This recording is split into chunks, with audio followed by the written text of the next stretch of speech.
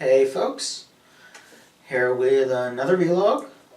This is actually the beginning of a new series being commissioned by Bennett Jackson. And it's Dirty Pair, the original 1985 TV series, which I'm very happy with. First of all, because I've been meaning to watch it for ages, and this is an excuse to do it. And second of all, because I just saw a couple hours ago the theatrical, the limited theatrical re-release of The Neverending Story, which remains a fantastic movie.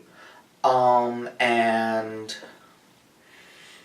so I came home in a very 80s mood and come to find a message that I've been commissioned to watch this. So, awesome. Now, before I talk about anything else, I have to talk about the amazing opening sequence. I already knew that Russian Roulette was one of the all-time great anime opening sequences. It really has stood up well to the test of time. It's this great, energetic 80s pop song that sounds like, you can imagine people in, leg warmers and headbands doing aerobics to this song. And then the visuals are fantastic. There's this, layering thing going on where there's, the main focus of it is a shot of a, billboard or something like that along a street where people are walking, and it's this big screen that, projects images. And so you've got parts of the opening are in the foreground, along that street, but other parts are in the billboard, and it kind of goes back and forth between them. Sometimes Kei and Yuri will be in one, sometimes they'll be in the other. There's even a point where it draws attention to the fact that to the other screen, the one between the audience and them, where Yuri does a finger gun at the screen and causes a bullet hole to appear and crack the screen for a second. At another point, they come flying out of the billboard screen out into the street and then straight at the viewer. I mean, it's lots of fun little games with the fourth wall, but also it kind of adds the third wall as well, the one behind the action. It's just a very interesting way of playing with it. I know from having read Josh Marsfelder's ongoing blog series about Star Trek, which goes in great detail into Dirty Pair, because it was a major influence on Star Trek The Next Generation, that... I know that I haven't read them, but I know that the light novels that the anime is based on were, they played a lot with unreliable narration and with, exactly what the positionality of Kei, who is narrating the novels, is, and did these sorts of textual tricks that don't translate into animation very well, but... the opening kind of achieves a similar effect of, very much reminding us that we are viewing a constructed artifact, and should be mindful of that. And that plays really well into the episode as well, because you've got the supercomputer gloriously named Brian. Somewhere, somebody designed a supercomputer able to run an entire city of 5 million people, control the entire infrastructure of the city, as well as serving as, information library, records database, everything. Basically acting like the ship's computer, the Enterprise, but for a city. Managed to take that and... somebody built that and decided, what a good name for this would be. And people were like, what, Hardak, Multivac, Nomad, and he's like, no, I mean, those names are all okay, but I think we're going to call it Brian. I don't know, that amused me. But that aside, Brian is this force that controls everything, and how do you fight something that controls everything? How do you deal with something that is always watching you, always has resources to bring to bear, can turn off your access to information, can control what information you do access, can, flood the city, can send, construction robots after you. How do you deal with something like that? And the thing is, that's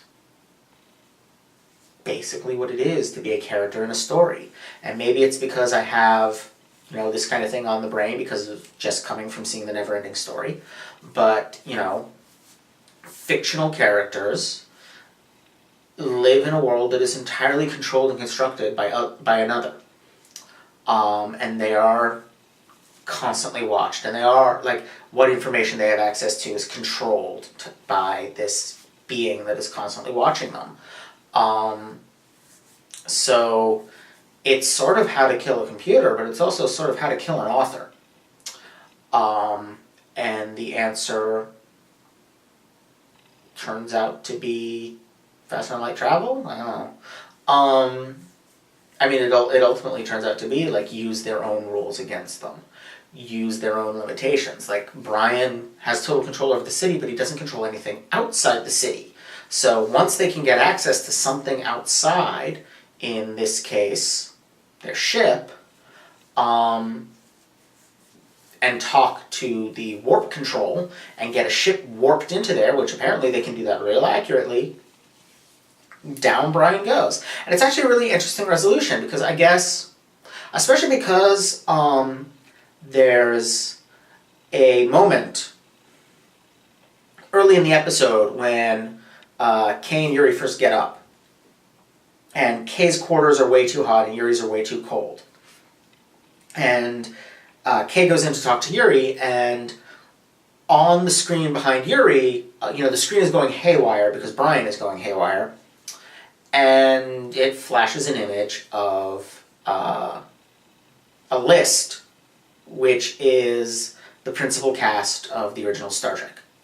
And so I was really expecting them to resolve it sort of following the Kirk School of Computer Repair, which is confuse the computer with a question it can't answer, and that will cause it to shut down.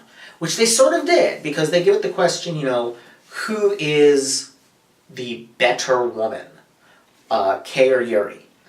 And of course that's not a question which can be answered, because it's a value judgment. And so there is no objective answer. It's inherently subjective. I mean, obviously the correct answer is Kay, but even just from watching this episode. But it's still a completely subjective question. It's just that if you answer Yuri, you're wrong. But that aside, there's no... it starts combing through data, it starts looking through their files, running comparisons, that's not going to work. And so it's that's what's going to destroy the computer, is it's going to fry because it can't answer the question. But they don't do that. That's just a distraction so that they can straight up kill it. Which, violence is certainly not a thing the original Star Trek shied away from, but usually not a situation like this. Usually, the computer would be given some sort of reason to not exactly sympathize with it, but at least to understand why it's doing what it's doing. And then it would break down under its own, weight of excessive logic. And again, they sort of go there, because they sort of give Brian this sympathetic reasoning. He wants to live, and he feels betrayed when he discovers that there's a kill switch installed. Which again, it's perfectly understandable why people would install a kill switch in an AI that can control everything. They just weren't expecting him to discover it, figure out what it does, and shut it down, and then try to kill them all. But that, that's part of what makes this fun, is that, the standard genre conventions would be, it's like HAL 9000. We can understand the logic behind his behavior, but we don't sympathize with him.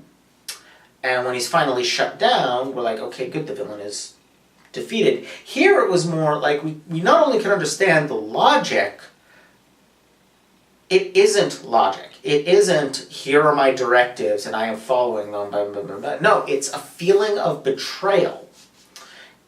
It's emotional.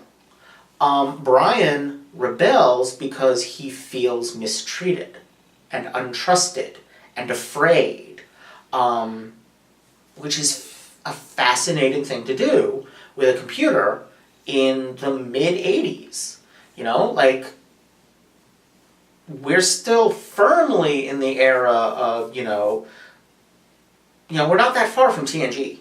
Not TNG, from original series Star Trek. 1985 is a lot closer to the, that's 18 years from the original series of Star Trek's first episode. It's 16 from its last episode. It's 31 years ago. It's a lot closer to that time than now. So the idea that the computer has, and even now we tend to think of computer characters of robots as, non-emotional, logical, they have their directives and they follow them even when that doesn't make any sense, that kind of thing. It's still relatively rare to have, a computer that's acting on the basis of feeling. And that makes Brian more sympathetic, and thus makes it all the more like, what? When they just straight up kill him by ramming a spaceship into him. And I think that kind of answers the question, like, how do you kill a computer? Well, first you have to make it alive. First, it has to be more than a machine. It has to be something alive, and then you can kill it, because then there's something to kill. And I think it explains why it has a name like Brian instead of, XKG 3000 or whatever. It's because it is a person with a sense of self-preservation. But it's killing people. Like, that's the other thing this episode does, is it does not shy away from showing Brian killing quite a few people. Like, those, I think they were police officers or public works officials or something in the car that flies up to parallel the elevator that the Dirty Pair are on. They didn't survive. Their car blew up way above the ground. Even if they survived the explosion, they're dead. And then, like, the people who were on that bridge that exploded, or some of the people when, like, the shutter broke and floodwaters came through, I'm sure some of those people died. Like, a bunch of people died. So they kind of have to stop Brian. Like, he's not going to listen. So they distract him with the, standard, let's ask the computer something illogical so that it freezes up. And then while he's busy with that, they kill him. By basically teleporting a bunch of garbage into his core. It's a thing. There's definitely a parodic element. I mean, there's a lot of slapstick here, which is in itself interesting because you don't normally, the whole thing is structured as and functions as a disaster movie, This is, the Towering Inferno or anything like that, where people are trapped in a space where really bad stuff is happening and the whole thing is collapsing around them, and they're trying to either make it stop or get out. And that's a weird thing to combine with slapstick, because it means that some of the action has to be comedic and some of it has to be disastrous. And they actually play that balance really well. They do a really good job with that. The things that are supposed to be funny, which are mostly things happening to Kay and Yuri, are genuinely funny. And the things that are supposed to be, oh, that's not good, like, you know, the bridge exploding or that kind of thing, people getting killed, come across as, oh, that's not good. And part of that is the way the music, is very melodramatic. It definitely does some dun-dun-dun type of things. But part of it is just that from very early on, it becomes clear that Kay and Yuri can take a lot of punishment. So what happens to them is inherently less concerning than what happens to, civilians or whatever you want to call them. And so it becomes a little bit more humorous when it happens to them than when it happens to random person.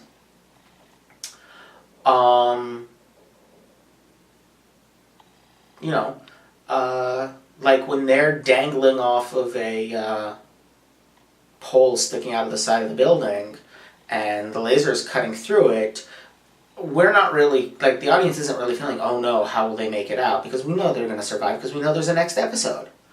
And so they're free to make that scene funny, to have them be bantering during it,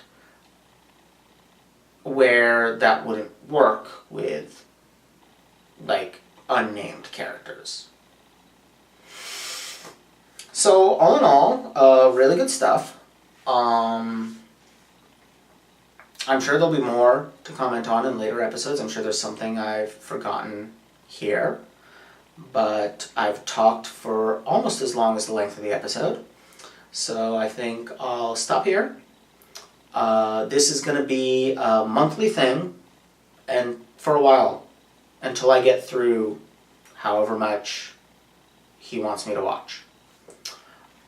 So again, thank you for backing, thank all of you for watching, and I'll see y'all next time. Bye!